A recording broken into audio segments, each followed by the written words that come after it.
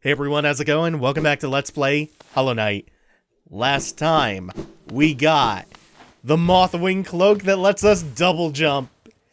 What a double jump it is. They even force you to use it to get back from the area in which you got it. Ooh, good game design.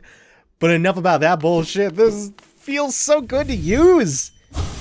Hollow Knight has some of the best movement options. No time for that though, because we return to the site of the Broken Vessel boss fight. And he's just lousy with dream goo. So we're gonna lather up the Dreamdale with all of this dream juice and dive on in. And this is the last you're gonna hear from me for a while. Because, good lord, this fight.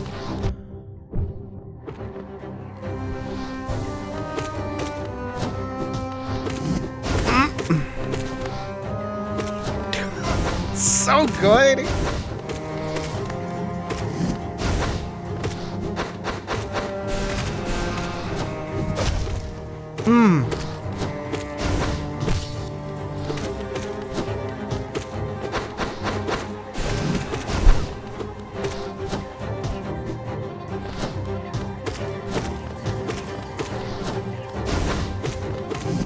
Oh, the pace of this fight is it's so fast compared to the Broken Vessel.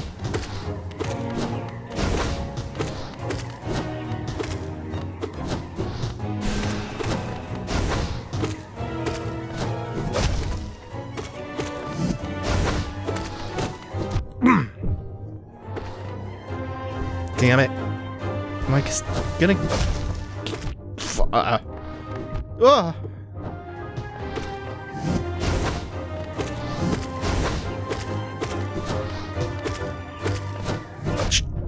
Yeah, I don't know how I would have gotten away from that.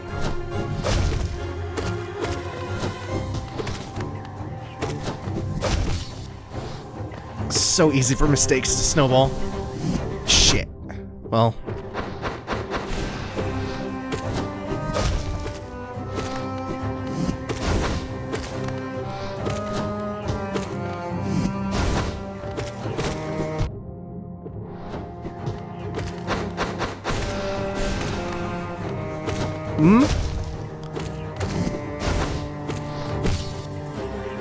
Oh, damn it. Nope. It's just bad spawn timing for the ads. By the way, this fight, how you do ads right. Because they're essentially just projectiles you have to mind. And sometimes hit.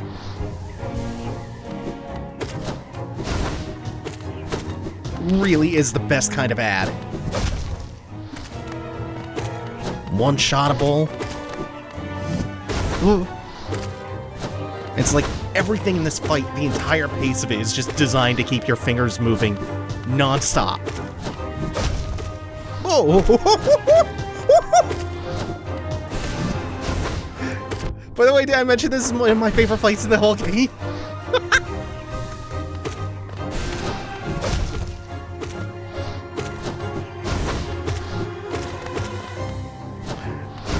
And he's got a lot of HP.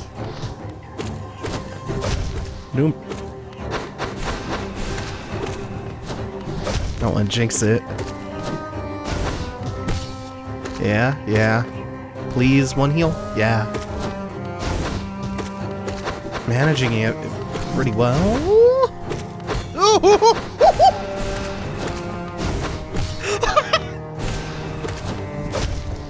Yo, how good is this fight?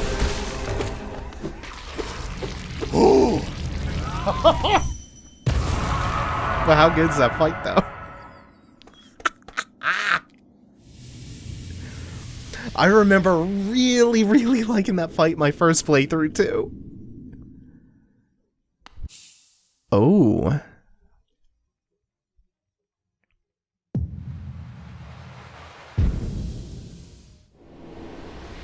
Hey, we got 400 Dream Essence for that. So I didn't notice it last time. A lot of you pointed out, though, that his eyes go white and he looks up at you mournfully right before he dies. There's some lore implications in the name, too. That one was not the broken vessel, but the lost kin. So he is indeed some kind of sibling. We hear a caberpipper up there. So we're gonna go rescue Pibby's friend. And then we'll talk a little bit about that fight as soon as I can calm down just a tiny bit. I love it. It's so fast and intense, man. Oh, nope, not quite. This really demands you use the double jump.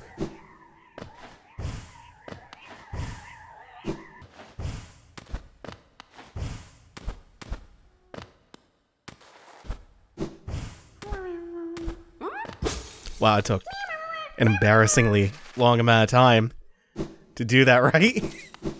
I actually had to like stand up and just shake my hands out for like 15 seconds. Oh man.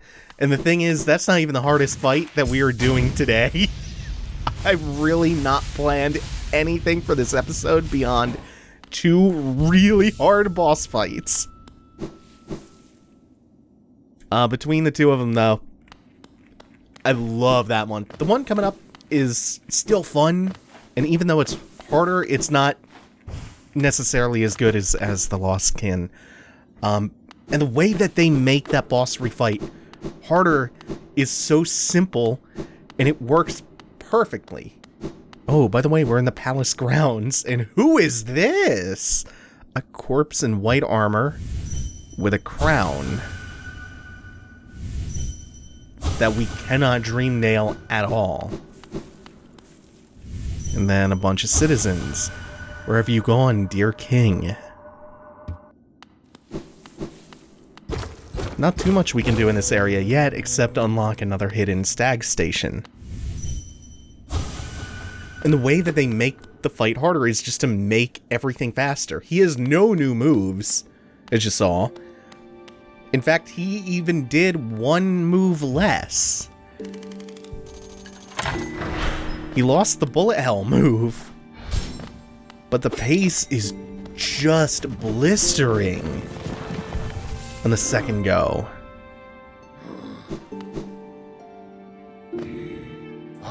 What station is this, hidden all the way at the bottom of the world? Until I heard the bell calling, I didn't even know the stagways traveled so deep. You discovered something quite astounding. No matter how old I grow, the world still keeps surprises like this stowed away. That really is the feeling that the stag is trying to convey to the knight is really the feeling that that Team Cherry wanted to impart upon the player. Yeah.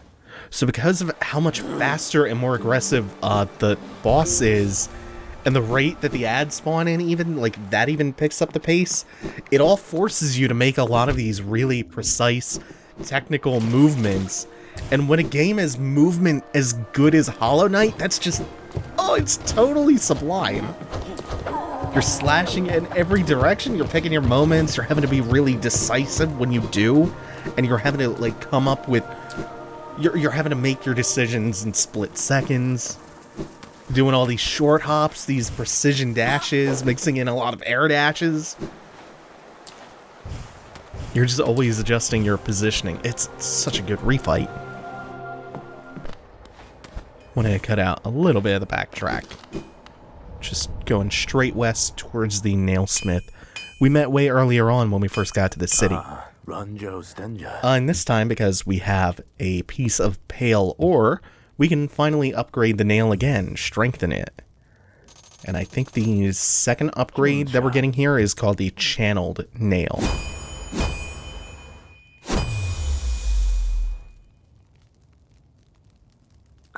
Because he adds a channel to it. Should cut much more efficiently.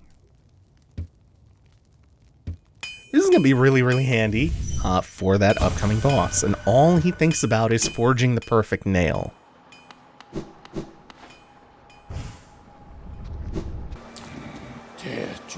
So, we're finally going to go back to the Forgotten Crossroads again. Because the Forgotten Crossroads are going to connect us over to Green Path. And from Green Path, guess where we're going? We're heading to Deepnest.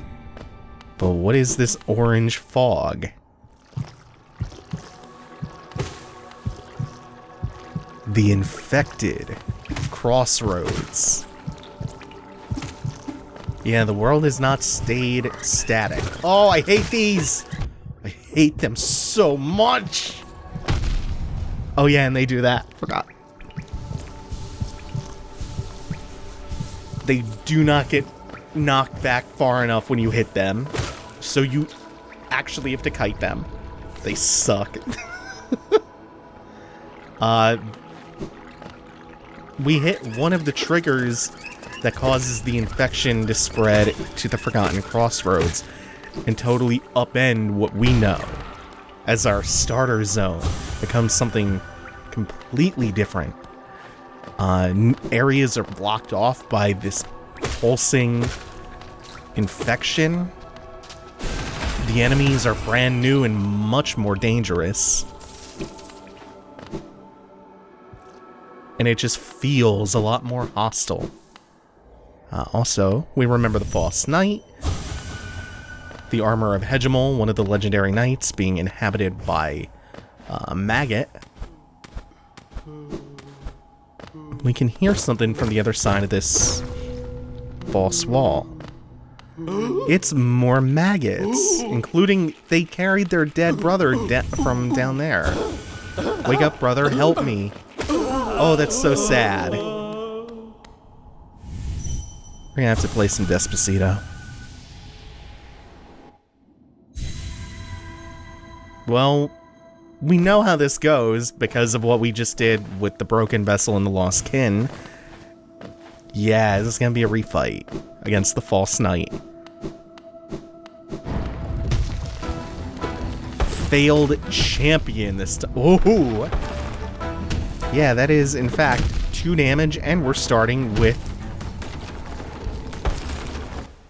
the rocks falling. That was not like an intentional demonstration of how tough this dude is. I just kind of forgot everything I was doing and choked real bad.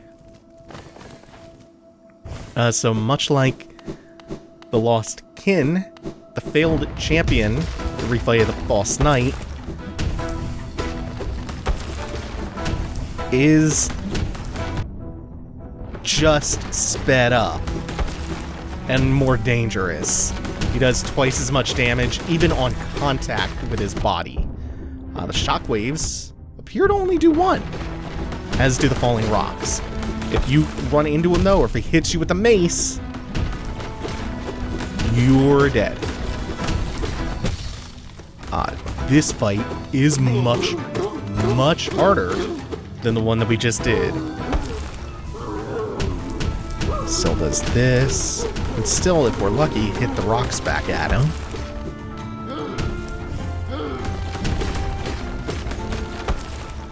Isn't this a sight, though? The maggot inhabiting the armor that we killed. Remember what its whole purpose was. The reason that it was inhabiting the armor in the first place was just to have a way to protect its siblings. And in its dreams, its dying dreams, that's still what it's dreaming about, is having the strength to protect them.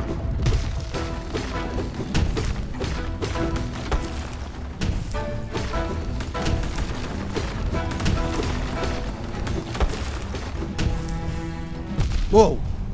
God. It fucking goes into your gut when you get hit by anything that does 2 damage. You feel it in your chest.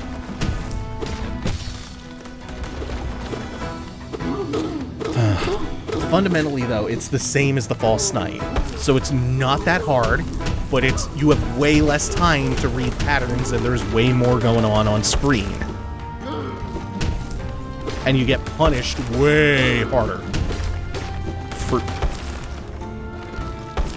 Oh, thank you. For screwing up. Damn it.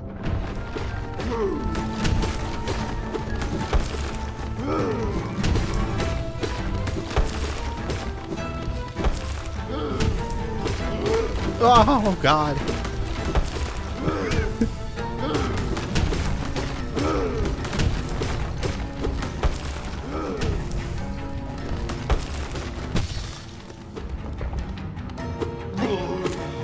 I don't remember if this one has as much HP as Lost Kin. Oh, well, that's really not even the worst.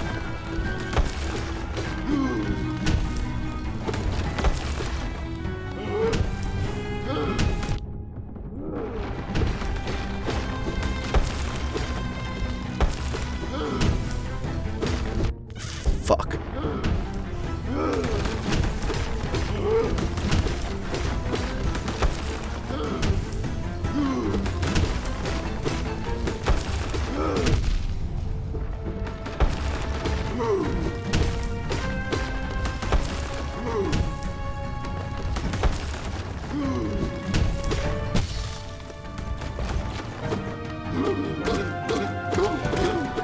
And the other thing that makes this really tough is you don't get soul from hitting the armor.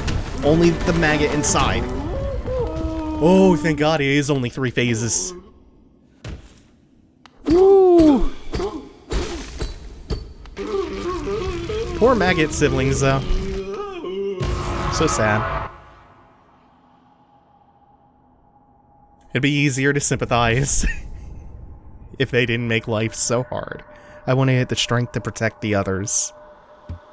When I saw that knight sleeping safe in his big armored shell, it wasn't madness that drove me to it. I just wanted it. But in the end, if strength can't save you, then what can?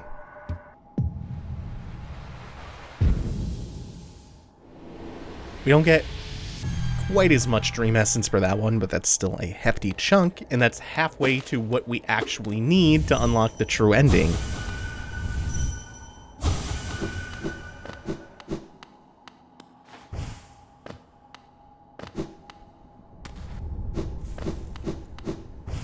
Okay, so next up, we could get over here before, right? Yeah.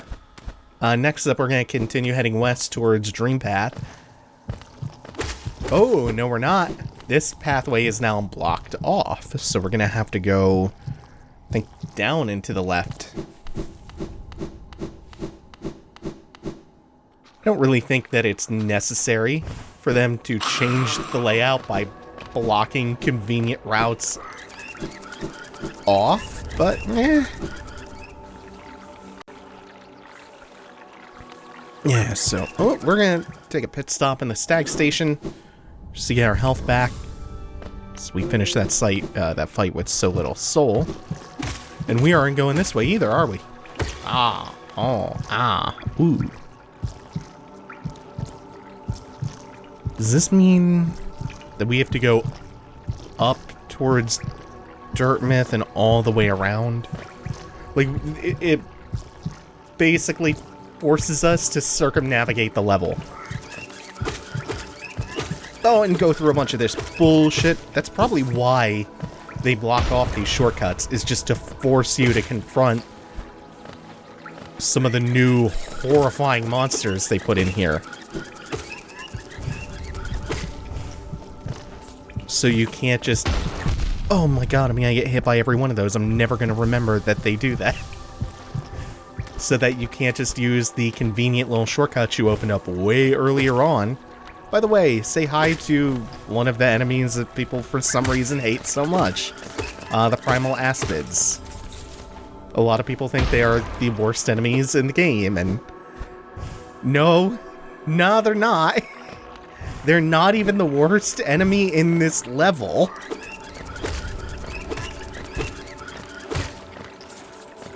Oh no! I remember too late. Exhibit A of the Primal Aspid not being the worst enemy, even in the level. It is pretty welcome how dangerous they make what is supposed to be a pretty safe area feel. I thought we got that grub, like, long ago. Maybe I am mistaken. Unless that's a mimic that just showed up. Nope, it wants to go home. Oh, we're definitely gonna be stopping at Capper Pipper Daddy. Oh, you? Oh, you? Why are you like this? Oh. Oh, I'm so bad at this video game. How am I so bad at it? I don't understand myself. Like, I one-shotted the Lost Kin, and then three-shotted what a lot of people think is the hardest boss in the game. Or at least second hardest next to the final boss. Killed him at 3, but no, the stupid little bugs that fly around and explode. Nah, they're too much. Onwards to Green Path, away from this nightmare show. And on towards a brand new nightmare show. We got that preview of Deepnest right after we fought the Mantis Lords. The preview does not do it justice. Oh, I'll get fucked. And it can't even explode because it's exploding acid sack is dissolving in acid. I love it. The acid will cleanse us.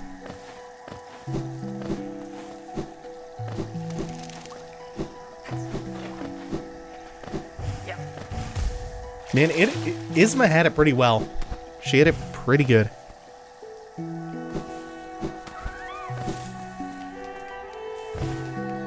And I think with this bench, that is likely going to do it for today. We will start tackling Deepnest next time. Thank you all for watching. Take it easy. Have a good one.